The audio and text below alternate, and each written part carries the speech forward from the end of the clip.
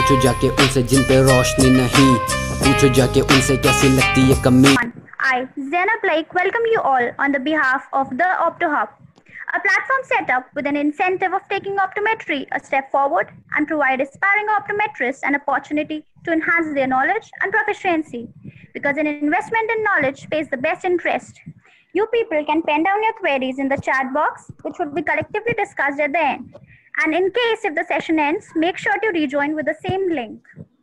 Today, we have Optum Sunil Dikshit who will be speaking on ocular emergencies, optometric management, and referral.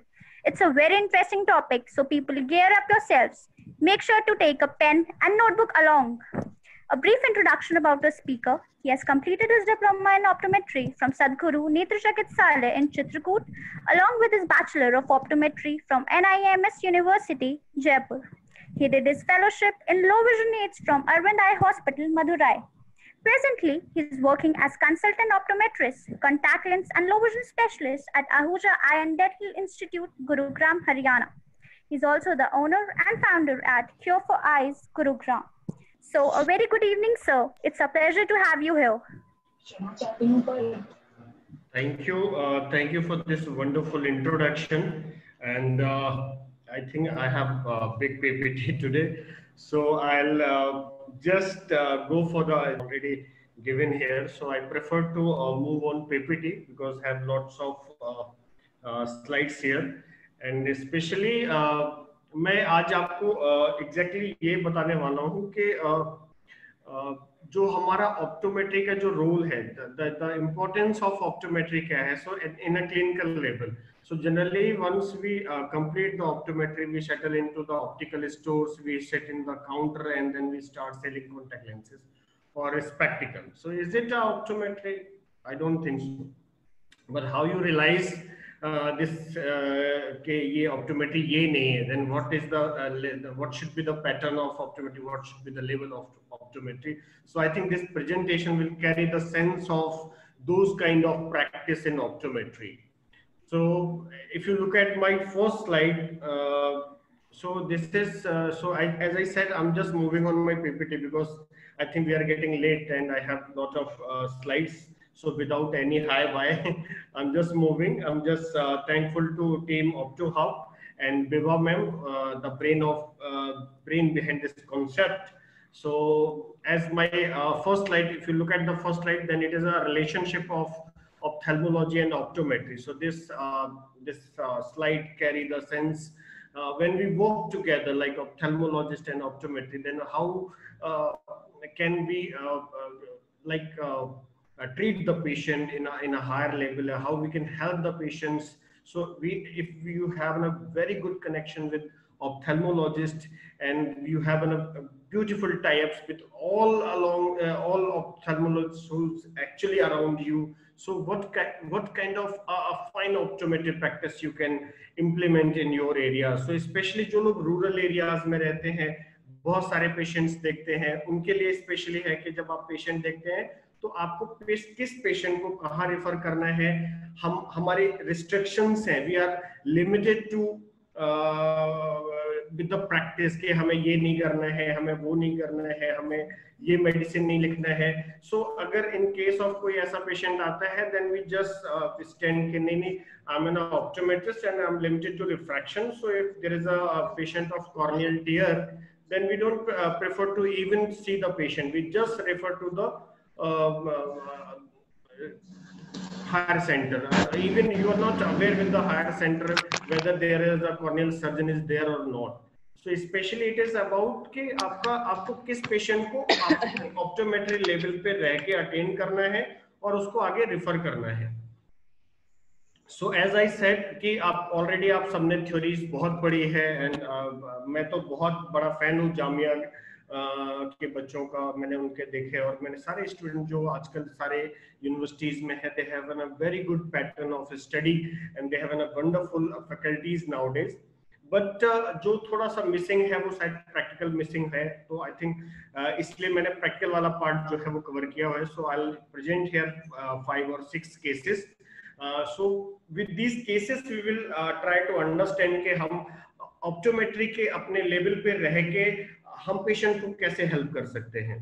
और हमें उसको फिर आगे कहाँ रेफर करना है, और उसका एक जो सर्कल है, नॉर्मली हमने रिफ्रैक्शन की ओर भेज दिया, हम वो सर्कल कंप्लीट नहीं करते हैं ना, कि हमने पेशेंट को देखा, उसका डायग्नोज क्या था, उसको क्या ट्रीटमेंट दिया, उसका पोस्ट ऑप रिजल्ट क्या था या पोस्ट ट्रीटमेंट रिजल्ट क्या था, हम उसको कितना फॉलो अप करते हैं। क्योंकि जब आप वो सर्कल फॉलो अप करेंगे तो एक पिक्चर क्रिएट होती है आपके ब्रेन में, जैसे ही आप कोई पेशेंट नेक्स्ट उसी तरह का देखेंगे तो वो पूरी पिक्चर एक क्रिएट हो जाती है कि हाँ हाँ ये स्टेप्स इस पे होने हैं। तो आपका जो काउंसलिंग पार्ट है वो बहुत ही स्ट्रांग हो जाता है। So now we are moving on my first cases.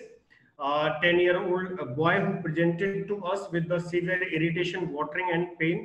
His father was identified foreign body in the conjunctiva, so he just tried to remove with the cotton swab. After a long time exercise, जब बहुत देर हो गई उसको लगा कि मैं नहीं निकाल सकता, then he went to the physician and the physician saw the foreign body and then he referred to the ophthalmologist और या nearby जो भी optometrist है, so उन्होंने उसको भेजा। Now the patient came to me and this was the situation. So the patient was came with the like aunt. So जब उसको पैराकिन डाल के स्लिट लैम्प पे देखा तो वहाँ पे चीटी थी।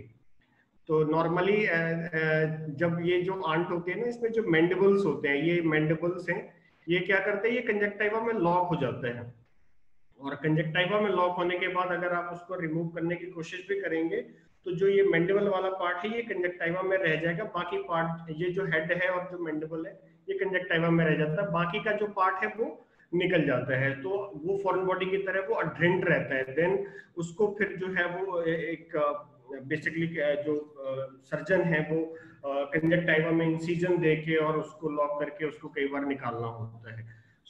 लेकिन आप इस पे नॉर्मली जैसे आपने पैराकिन डाल के एंड आप इस तरह से आप देखेंगे ना, तो यहाँ पे सिंपली उसको जो प्लेन टूथ फॉरसेप होते हैं, जो प्लेन फॉरसेप होती है, यहाँ पे टूथ फॉरसेप यूज नहीं करना है, प्लेन फॉरसेप यूज करते हैं। अभी आप देखोगे ना उसका हेड देखो अभी भी है। आपको you have to be careful कि वो हेड भी बाहर आना चाहिए, और उसको निकालने के बाद आपको अगर इजीली निकल जाता है तो उसको निकालने के बाद आपको नॉर्मल एंटीबायोटिक डाल के और उसको रेफर करना है आपके नियर बाई जो भी ऑप्थेल्मोलॉजिस्ट हैं। इस तरह के केसेस के लिए आपको किसी स्पेशलाइज्ड ऑप्थेल्मोलॉजिस्ट की जरूरत नहीं है, you can just refer your patient to the normal ophthalmologist. If we talk about the key point of this particular case, then the first the key point is start with the proper evaluate what type of insect it is। यानी कि आपको वो insect को proper देखना है कि वो कौन सा इंसेक्ट है, क्या इंसेक्ट है, उसका विंग्स है या वो पूरा इंसेक्ट ही अंदर है, तो उसको निकालने का तरीका भी उसी तरह से चेंज हो जाता है। कभी इसमें आपको टूथ फॉरसेप यूज नहीं करनी है जिसकी वजह से ब्लीडिंग होने के चांसेस होते हैं। Always use the plain forcep and never use bud swab, क्योंकि जितना आप बड स्वैप से उसको प्रेस करेंगे उतना ज्यादा वो स्टक होता जाएगा। तो आपको कभी भी बड स्वैप यूज नहीं करनी है इस तरह के केसेस में। एंड आपको तुरंत उसको अपने पास से तुरंत जो भी आपके नियर बाई ऑप्थेल्मोलॉजिस्ट हैं उनको कांटेक्ट करना है और उनके पास उस पेशेंट को रेफर करना है। ये पेशेंट इस तरह से है ताकि उसको एक एड मिल जाएगी और फिर आगे जाके वो ऑप्थेल्मोलॉजिस्ट के पास जाके फर्दर ट्रीटमेंट के लिए देन ही can consult with the ophthalmologist, right.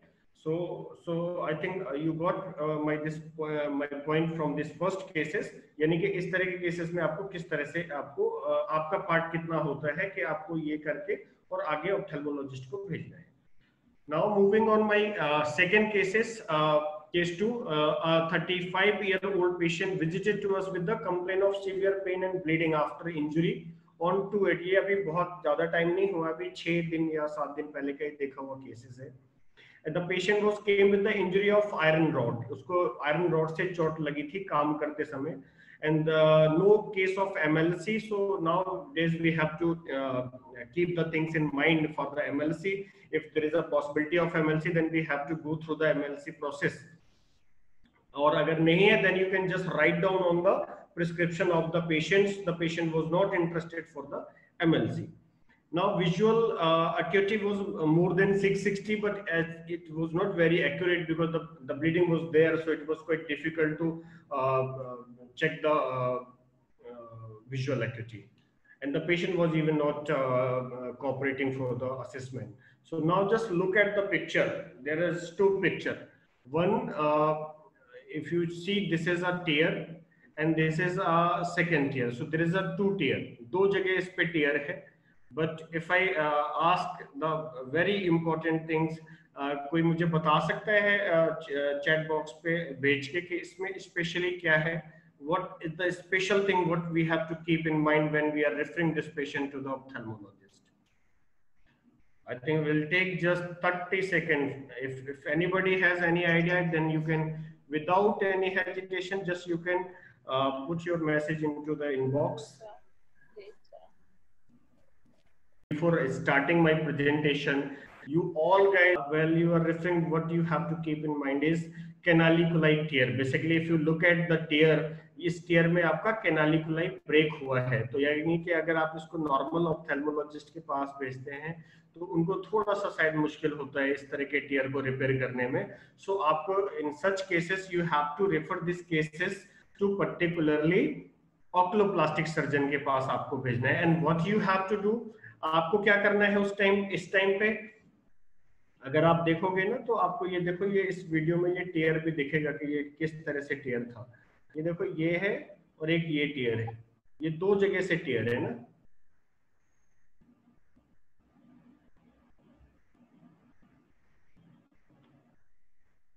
सो इस तरह के केसेस में आपको अब क्या करना है, पैच करना है. पैच करना है ताकि उसको ब्लीडिंग ना हो. तो आपने पैच कर दिया और साथ के साथ आपको क्या करना है, आपको एक एक्सरे एडवाइस करना है ताकि वो पेशेंट को कोई और अंदर कोई फॉरेन बॉडी है या नहीं है वो पता चल जाएगा. आपको ऑकुलर मूवमेंट देखना है, बीपी, ब्लड शुगर, बीटी, सीटी, bleeding time, clotting time, NBM अगर जरूरत है तो एनबीएम भी एक्सप्लेन करना है. आपको ये सारे चीजें प्रिपेयर करके and then you connect with the oculoplastic surgeon. आप उनको ये सारी बातें बताएंगे कि सर इस तरह का केसेस है मेरे पास, ये प्रॉब्लम है, उसका फोटो लेके even you can send the photos to the oculoplastic surgeon कि ये सिचुएशन है. अब मैं इस पेशेंट को अगले दिन भेज रहा हूँ. तो उससे क्या हुआ, टाइम सेव हो गया.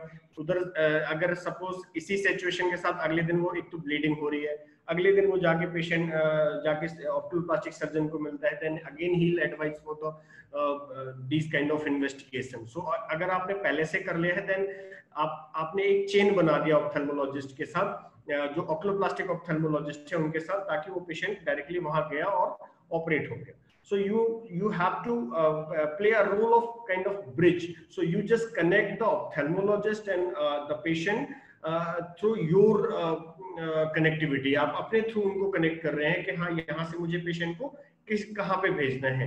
आप रेटिना वाले के पास नहीं भेजना है क्योंकि ये जो केस है वो ऑक्लोप्लास्टिक सर्जन का है. सो ये आपको when you aware with all the ophthalmologist, कौन सर्जन किस तरह से है, आपको अवेयर होना होगा उसके लिए.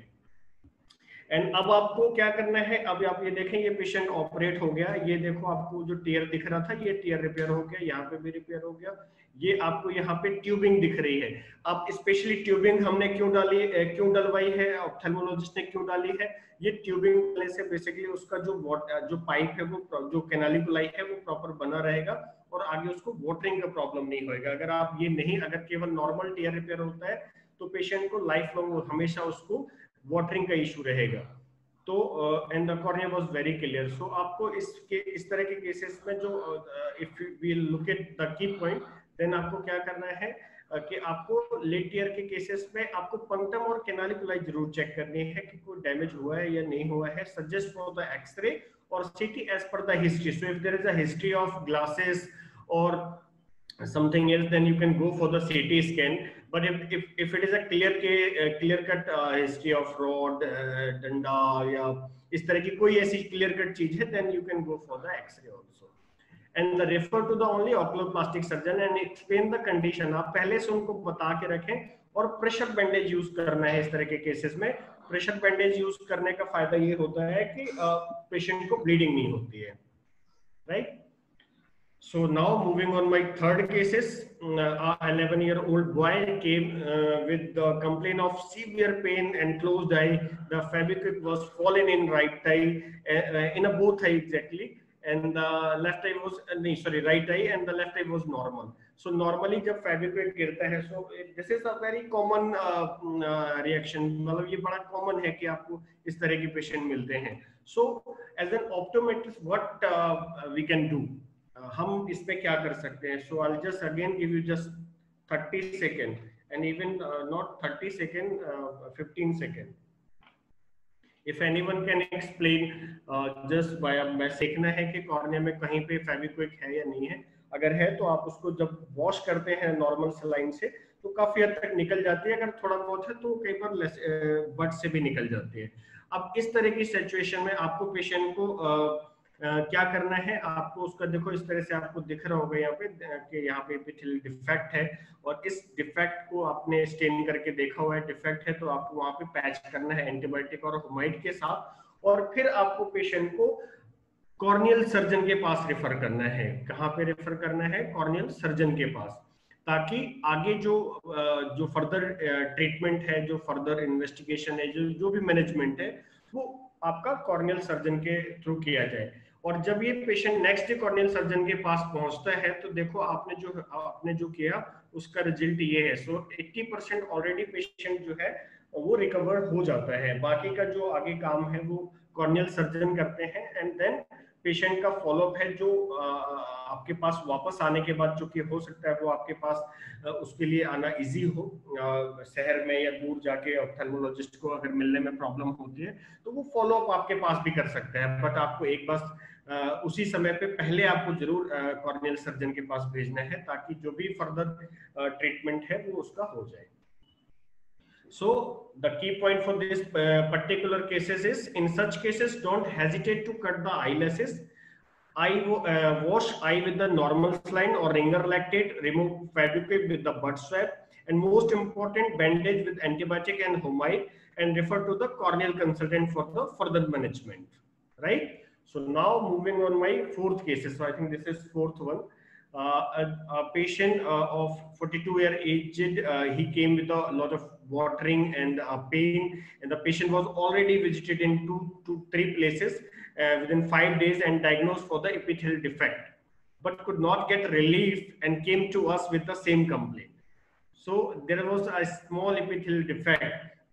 एंड डिफेक्ट क्यों है ये यहाँ पे आपको दिख रहा है कि डिफेक्ट है, बट वो ऑलरेडी एंटीबायोटिक हुमाइड सारी चीजें डाल रहा है, बट वो हील नहीं हो रहा है. सो कैन एनीबॉडी गेस कि इसको क्या हो सकता है? Just for 10 second, any guess उसको क्या हो सकता है? क्योंकि डिफेक्ट है बट वो हील नहीं हो रहा है, ऑलरेडी वो 4-5 जगह विजिट कर चुका है. So if any idea?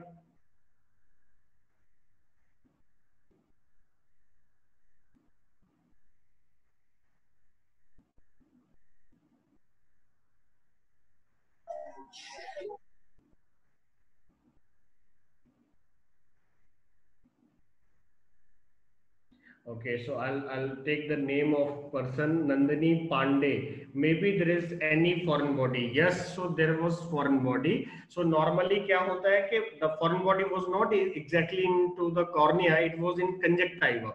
So हम lashes lid को evert करके नहीं देखते हैं normally. तो इस तरह के कोई भी केसेस आते हैं तो हमें उस लिड को इवर्ट करके और अपर लिड को देखना है. एपिथेलियल डिफेक्ट है, वो डिफेक्ट है, बट वो डिफेक्ट किस लिए है? वो इस फॉरेन बॉडी की वजह से है. और जैसे आपने बड स्वैब किया, ऑलरेडी नेक्रोसिस हो चुकी होती है, सो आप उसको टच करते ही वो रिमूव हो जाती है. सो बहुत आसान होता है. तो इसमें केस में क्या है, आपका जो की पॉइंट्स है वो आपको हिस्ट्री बहुत इंपॉर्टेंट है, जो कि हम ज्यादातर मिस करते हैं कि हिस्ट्री प्रॉपर लेनी है, और हमें हमेशा upper and lower both the eyelid check करना है. और अगर एपिथेलियल डिफेक्ट है तो उसको नेक्स्ट 24 आवर्स के लिए पैच करके जो नॉर्मल नियर बाय ऑप्थेल्मोलॉजिस्ट है उनके पास भेजना है. Now moving on my case, I think this is 5th. मैं ये कुछ चल रहा है 4th, but it is 5th I think. So again a lady came to us in midnight after an accident, and she was not able to see after that incident. The injured with her own glasses in right eye, and just because of falling down, and there was severe bleeding and pain was the main complaint, and the eyeball was attached with the lower lid. The patient was already operated for penetrating keratoplasty with the PCIval to her back at somewhere in Delhi, and the patient diagnosed as pre-physical eye, other eye. So the patient was one-eyed, and this is the IVAL which was actually attached with the eyelashes only. When I saw the patient, then there was a flat anterior chamber, total hyphema, iris prolapse, and other detail was not made out because of hyphema, and the IVAL was stuck with the lower lid.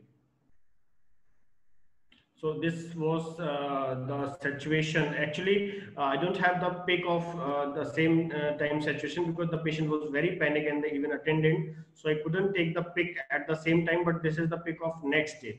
So so when I saw the patient, that these were the complaint, these were the symptom and sign. So what we as an optometrist we have to do? When I saw the patient, then there was like tear.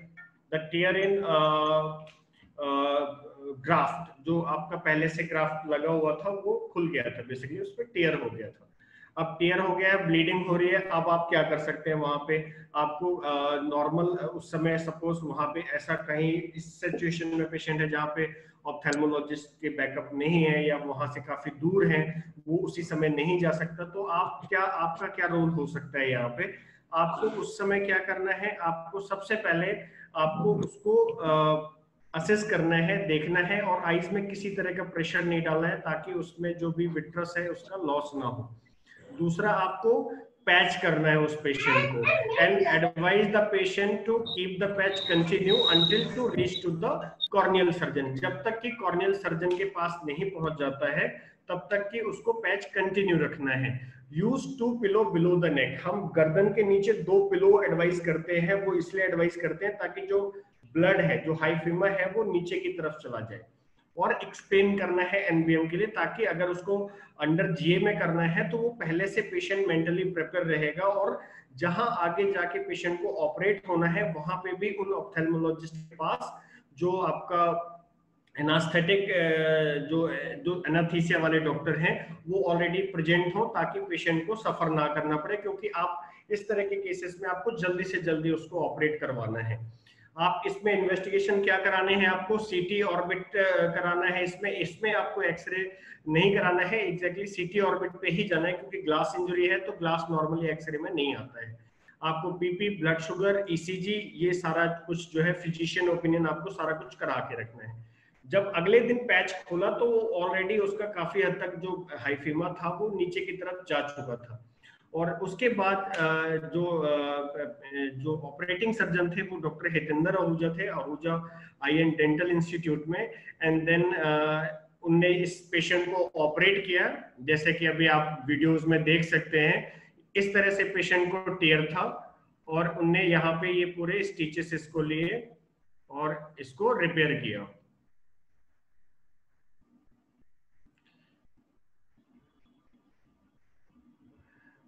अब जब next day उसको देखा patient को, तो चूंकि इतना cornea clear नहीं था, तो जब उसका एक्सरे बी स्कैन किया तो बी स्कैन अगर आप देखोगे तो काफी हद तक नॉर्मल है. ये आपको बेसिकली रेटिना दिख रहा है, एंड जैसे ये डिस्क है, तो डिस्क वाले एरिया पे कहीं पे भी आपको कोई यहाँ पे अटैचमेंट नहीं दिखाई दे रही है. बट यस, अगर एंटीरियर विट्रस पे आप देखोगे तो यहाँ पे आपको हल्का सा हाइफीमा दिखेगा. तो जब रेटिना ओपिनियन लिया गया तो हाइफीमा था, जिसके लिए रेटिना सर्जन ने पार्स प्लाना विट्रेक्टमी किया, एंड उसके बाद 10 डेज के बाद जो है वो पेशेंट ऑपरेट हो गया रेटिना के लिए. उसके बाद जो फाइनल आउटकम था इस पेशेंट का, वो अगेन पेशेंट का जो है विजन 660 पहुंच गया विद प्लस 10 डायप्टर ग्लासेस से. सो अब आप देखें, जिस पेशेंट को एक आई है ही नहीं और दूसरी आई में वन हैंड मूवमेंट विजन है, अगर आप उस सिचुएशन में इस तरह का एक रोल प्ले करते हैं तो डेफिनेटली आपने आईज को सेव किया हुआ है, और आपको एक बड़ा इंपॉर्टेंट रोल प्ले करना है between the patient and the surgeon. तो आपको उनको सारी कंडीशन पहले से ब्रीफ करनी है और उसके बाद उनको रेफर करना है, ताकि जल्दी से जल्दी पेशेंट ऑपरेट हो जाए, और ताकि फॉलोअप के बाद भी वो पेशेंट आपके पास ही आने वाला है स्पेक्टिकल लेने के लिए. सो आपका काम भी हो रहा है साथ साथ. So this is kind of beautiful picture of relationship between ophthalmologist and optometrist, कि आपको इस तरह का एक ब्रिज और इस तरह की एक रिलेशन बनानी है. आपको क्या इस पर्टिकुलर केसेस में जो की पॉइंट्स है वो क्या है? पैनिक सिचुएशन क्रिएट नहीं करना है, keep in touch with the telephonic discussion with the corneal surgeon. यानी कि इस तरह का जब केस है तो आप पिक लेते जाएं, आप साथ में सर्जन को दिखाते जाएं कि this is the condition and what should I do. अगर आप थोड़ा अवेयर नहीं है एंड आप जब थोड़ा अवेयर हो जाते हैं तो फिर आप उनके साथ टाई अप करके और उस तरह से पेशेंट को आगे रेफर कर सकते हैं। और आपको फॉलोअप जरूर करने हैं, हर पेशेंट का फॉलोअप बहुत इंपॉर्टेंट होता है, जो कि हम ज्यादातर एज एन ऑप्टोमेट्रिस्ट हम फॉलोअप मिस करते हैं। फॉलोअप मिस करने से जो वो एक सर्कल है वो आपके दिमाग में कभी नहीं आता है। So now I think this is my almost last cases. 46-year-old lady presented in midnight with the complaint of severe pain. ये okay, yes. So the lady came with the cement गिरा था उसकी आंख में in her right eye. And there was no any history told by the patient. So cement क्या करता है, as a chemical injury की तरह react करता है। तो आपको क्या करना है, जो सबसे इम्पोर्टेंट है, अब मैं इसमें एक बार अभी अगेन 10 सेकेंड का एक ब्रेक लूंगा। मुझे देखना है कि अगर कोई केमिकल इंजरी का पेशेंट आता है then what you prefer to go for the first. Now I'll wait for next 10 second. मुझे बहुत अच्छे आंसर आ रहे हैं। Again I'm just looking for the wonderful answers from you guys. Hesitate नहीं होना है, जो भी आपको लगता है प्लीज भेजिए, मुझे पता चलेगा कि आप कनेक्टेड हो। पता चला आपने जूम पे लगा के सो रहे हो या मूवी देख रहे हो। Will wash the eye, yes, yes. So I think we have again comment from Nandini Pandey, Shahid and Shadma, yes, yes. Wash with the normal saline, yes. So very good, very good. बहुत अच्छा answer आया, मुझे लगता है I think अब आपको समझ आ गई है बात और बहुत अच्छे आंसर आ रहे हैं। तो आपको सबसे जो इम्पोर्टेंट है वो वॉश करना है। यस, तो वॉश जो है वो आपका 80% केसेस को ऑलरेडी कवर कर देता है। तो अगर आप वॉश कर देते हैं तो आप समझ के चलें कि आपने 80% ऑलरेडी पेशेंट को ट्रीट कर दिया है। तो आपको वॉश किस चीज से करना है, आपको इरिगेट करना है, आपको उसके लेसेस को बहुत अच्छे तरीके से क्लीन करना है और आपको 30 मिनट तक वॉश करना है। इसमें कोई कंप्रोमाइज नहीं करना है कि आपने सोचा कि चलो मैं तो सिरिंज से भी वॉश कर सकता हूँ, आपने 5 ml की सिरिंज ली, 2 बार लगाया और काम खत्म, वो नहीं करना है। आपको विद द रूल जाना है, पूरा 500 ml NS का बॉटल लेना है और उसको पूरा का पूरा वॉश करना है 30 मिनट के लिए। Use normal saline with the bicarbonate, Ringer lactate, balance salt, BSS and NS। इनमें अगर आप थेरापेटिक डिफरेंसेस के लिए देखें तो बहुत ज्यादा नहीं होता है, आप इनमें से कोई सा भी यूज कर सकते हैं।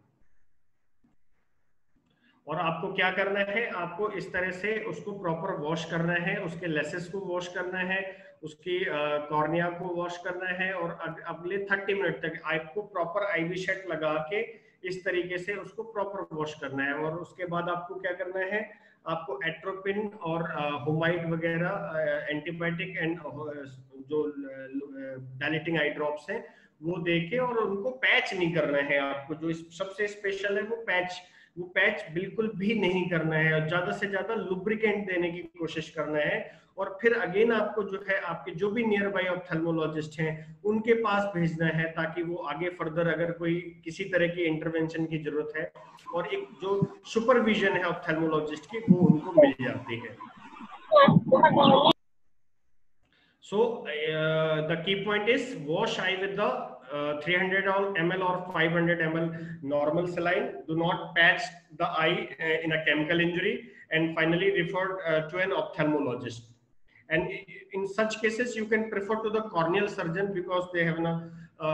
If suppose patient require any kind of amniotic membrane transplant, so the patient can get the treatment. So now the take-home message is that we should have a good experience in clinical optometry. If you wish for these kind of practice, then definitely you have to spend a very good time in hospitals and between the patients, so that you can actually understand the complete circle. And we should aware with the all specialized and non-specialized ophthalmologist around you, ताकि आप उसको patient को categorise कर सके कि किसको कहाँ भेजना है। एंड पोस्ट ट्रीटमेंट जो फॉलोअप है वो मैंडेटरी है, वो आपको बिल्कुल ज्यादा से ज्यादा करना है। एंड अगर आप ऑपरेशन थिएटर में थोड़ा सा टाइम देते हैं असिस्टिंग में ऑप्थेल्मोलॉजिस्ट को, तो उससे आपको ये फायदा होता है कि आपको एक्चुअली जो सर्जिकल जो इंटरवेंशन है वो पता होते हैं, तो आप पेशेंट को पहले से बेहतर काउंसिल कर सकते हैं ताकि पेशेंट थोड़ा सा मेंटली प्रिपेयर रहे।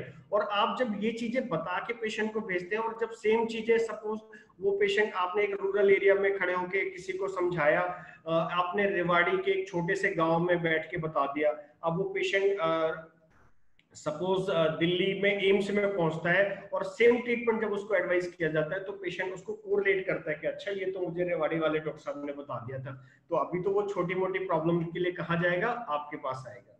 तो इसलिए ये एक बहुत अच्छा तरीका होता है कि आप उस प्रॉपर चेन को फॉलो करें और पेशेंट को प्रॉपर रेफर करें, ताकि वो पेशेंट वापस आपके पास आएगा तो आपका इकोनॉमिकल भी उसमें बेनिफिट है, और आपका एक जो इमेज है आपके रीजन में वो एक अच्छा इमेज आता है। So as I think I am in with my this all the cases, so thank you for tolerating me in the evening. So if anybody has question, then I love to answer for those questions. So we'll log in again it. So I